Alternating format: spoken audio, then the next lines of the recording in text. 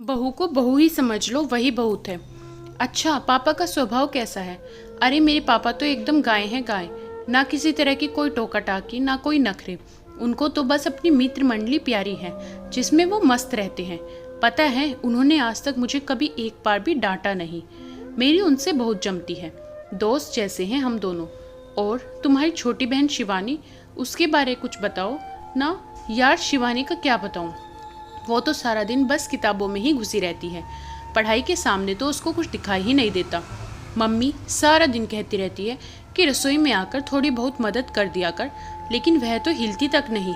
बस अपना खुद का काम कैसे न कैसे करती है। जब देखो पढ़ाई पढ़ाई और बस पढ़ाई। और मम्मी जी, मम्मी, मेरी मम्मी थोड़ी गुस्से वाली है।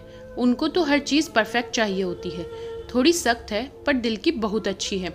खाना तो बहुत ही स्वादिष्ट बनाती है। दुनिया में उनसे अच्छा खाना शायद ही मैंने कहीं चखा होगा।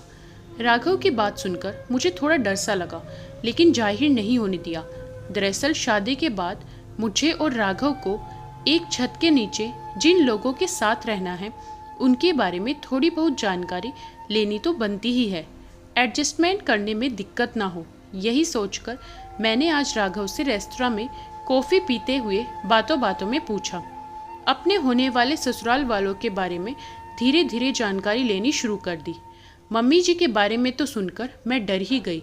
पहले ही इस जालिम दुनिया वालों ने सास नाम के प्राणी की खतरनाक जैसी इमेज बनाई हुई है, और ऊपर से जब राघव ने बताया कि वह खाना बहुत अच्छा पकाती है, तो मुझे लगा कि मैं तो गई काम से।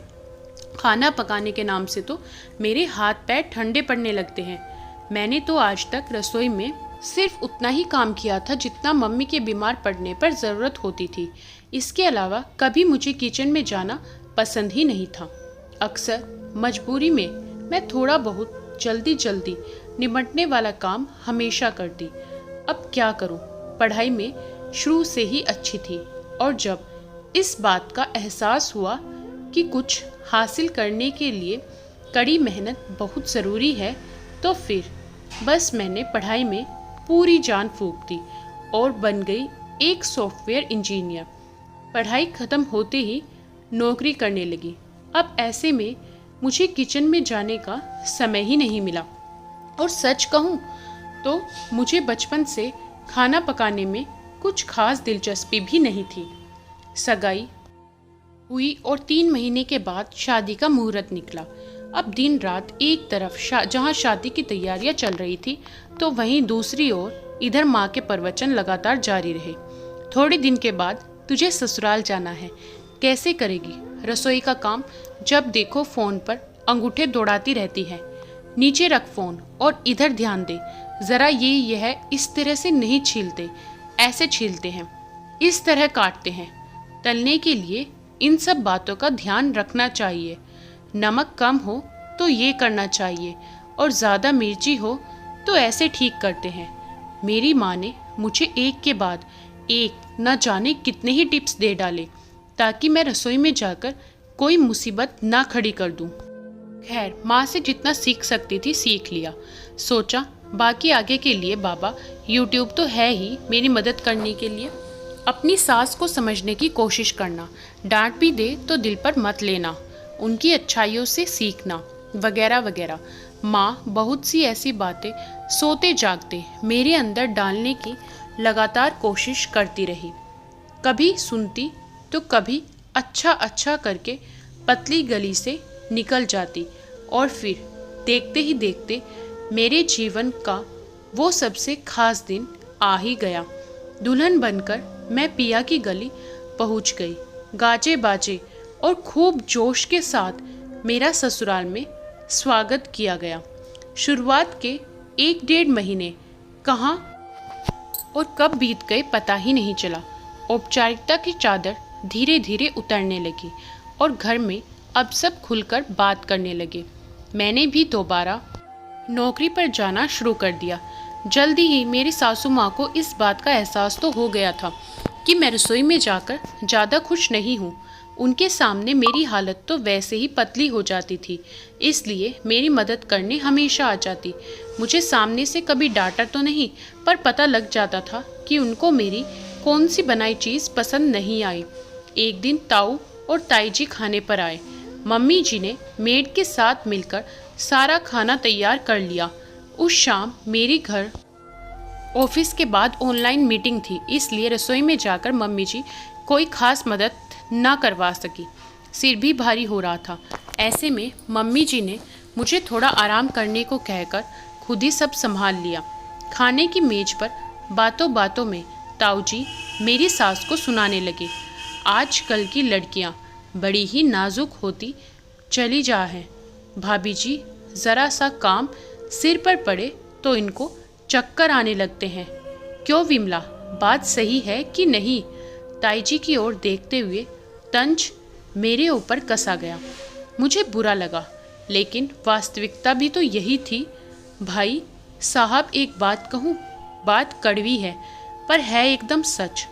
मम्मी जी ने कड़क कर अपनी बात रखते हुए कहा, हम घर के बड़े सदियों से घर में आई नई नवेली बहू को नौकर समझते आ रहे हैं। कभी प्यार से उसे पुचकारते भी नहीं, लेकिन फिर जब हमारा बुढ़ापा आता है तब हम उसी नौकरानी जैसी बहू से उम्मीद लगाते हैं कि वो तब एक सुशील संस्कारी बेटी बनकर हमारी टूटी बिखरी हड्डियों की सेवा तो ज़रूर करेगी। हमारा ज़माना अलग था भाभी जी। उस दौर के लड़का लड़की हर हाल में माँ बाप के द्वारा दिए सिद्धांत पर चला करते थे, पर आज समय बदल गया है। अगर पराए घर की बच्ची को जब अपना नहीं बनाया जाए तो उसे घर रिश्तों और अपनों से दूरी बनाने में देर नहीं लगती। मेरा तजुर्बा तो यही कहता है कि घर की बहू को बेटी बनाने की ज़रूरत बिल्कुल भी नहीं है, बल्कि उसे इंसान ही समझ लिया जाए वही बहुत है। आज मेरी बहू लगातार 7-8 घंटों से ऑफिस के काम में उलझी हुई थी। ऐसे में शरीर और दिमाग से पूरी तरह थक जाता है इंसान। इसलिए आज मैंने खाना तैयार कर दिया। क्या फ़र्क पड़ता है, आज मैंने काम कर लिया, कल वो कर लेगी। आखिर यह घर हम दोनों का तो है। मिल बांट कर काम करने में क्या बुराई है? इंसानियत के नाते हम इतना तो कर ही सकते हैं। अगर हमारे साथ भी ऐसा ही कुछ किसी ने तब किया होता तो शायद बात आज कुछ और ही होती, है ना बड़ी भाभी? कहकर मेरी सासू माँ ने पापा जी से आंखों ही आंखों में न जाने कितने सवाल पूछ लिए, जिनका जवाब निसंदेह पापा जी के पास नहीं था। रात को मम्मी जी के कमरे में चली गई। पता नहीं क्यों, पर मम्मी जी थोड़ा उदास दिखी। मम्मी जी थैंक्स, मेरे लिए स्टैंड लिया आपने। पर एक बात कहूँ, आज अगर मेरी मम्मी भी होती तो वो भी सामने वाले की हाँ में हाँ मिला ही लेती। आखिर सच भी तो यही है। मैं कहाँ घर के कामों में इतनी निपुण हूँ। घर और नौकरी दोनों को कितना भी कर लूँ, आज भी अकेले कहाँ अच्छे से मैनेज कर पाती हूँ। बेटा थैंक्स की क्या ज़रूरत है। उस पल मेरे मन से जो जज्बात निकले बस शब्दों में पिरोकर बिना किसी लाग लपेट के सामने रख दिए। और जहाँ तक काम की बात है, वो तो तुम आज नहीं तो कल सीख ही जाओगी। मैं तो केवल इतना जानती हूँ बेटा कि हमें रिश्तों को निभाना है, उन्हें बोझ नहीं बनाना। दिल से निभते रिश्ते और एहसास कभी बोझ लग ही नहीं सकते। मम्मी जी की बातों ने बहुत कुछ सिखा दिया। रात भर सोचती रही। सच में हम बेटियों को मायके में कभी भी कोई रिश्ता बोझ नहीं लगा, क्योंकि वो रिश्ते हम दिल से निभाते हैं। ससुराल में दिल के रास्ते में ये हमारा कमबख्त दिमाग एक पत्थर बनकर खड़ा हो जाता है। उस दिन के बाद मम्मी जी और मेरे बीच के रिश्ते को एक नई दिशा मिली। धीरे धीरे एक दूजे को सहारा देने की आदत सी हो गई। जिस तरह मेरे में कुछ कमियां थी, वैसे ही हर आम इंसान की तरह मेरी सासू की भी कुछ कमज़ोरियां थी। एक तो उनको भूलने की बहुत अजीब सी आदत थी। अक्सर तारीख तो भूल ही जाती, और दूसरा कोई ना कोई चीज़ कहीं भी रख कर भूल जाती, और उस चीज़ के ना मिलने पर घर में बवाल मच जाता। मैं मोबाइल में हर ज़रूरी तारीख को फीड कर लेती और मम्मी जी की हर मुमकिन मदद कर देती। धीरे धीरे मैंने जाना कि मम्मी जी को अच्छा खाना बनाने के साथ साथ सुंदर और नए नए लेटेस्ट डिज़ाइन के कपड़ों का भी शौक़ था। कई बार उनको पापा जी को बाज़ार लेकर चलने के लिए आग्रह करते हुए सुना। पापा जी ठहरे बिल्कुल विपरीत स्वभाव के प्राणी। वो हर बात मम्मी जी की बातों को टाल दिया करते। अब क्या था, मैं जब भी कभी बाजार जाती कहीं ना कहीं से उनके लिए कभी नई स्टाइलिश कुर्ती, तो कभी स्टोल, तो कभी प्लाजो, तो कभी गॉगल्स या पर्स ले आती। उनको अपनी सहेलियों संग घूमने फिरने का भी बहुत शौक था। जब कहीं जाना होता तब मैं देखती कि वो मेरी लाई हुई कोई ना कोई चीज़ जैसे गॉगल्स या कुर्ती पहनकर बड़े चाव से मेरे साथ मेरी कार की बगल वाली सीट पर आकर बैठती और मुझसे पूछती कैसी लग रही हूँ मैं भी फ्लाइंग किस के साथ उनको बताती एकदम मस्त मम्मी। अब सालों बाद मेरी मम्मी जी मेरे लिए केवल मम्मी बन गई है। ये फासला तय करने में हम दोनों को ज़्यादा समय नहीं लगा।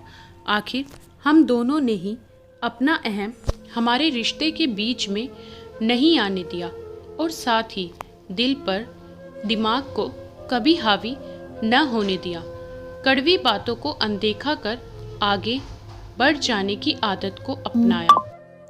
कहते हैं कि अगर एक हाथ बढ़ाए तो सामने वाला भी आपकी आंखों में सच्चाई देखकर अपना हाथ बढ़ाकर आपकी दोस्ती को स्वीकार करता है। लेकिन इधर मेरे साथ थोड़ा अलग रहा। मेरी सासू माँ ने मेरा हाथ पकड़ा ही नहीं बल्कि मुझे कसकर गले से लगा लिया। 20 साल बीत चुके हैं। आज मम्मी को किटी पर जाना है। मैं भी ऑफिस के एक कार्यक्रम में जाने की जल्दी में हूँ। देखा मम्मी जी भी आईने के सामने खड़ी जाने के लिए तैयार हो रही हैं। आइए मम्मी, मैं आपको छोड़ देती हूँ। अरे नहीं नहीं बेटा, मैं चली जाऊँगी, तू जा।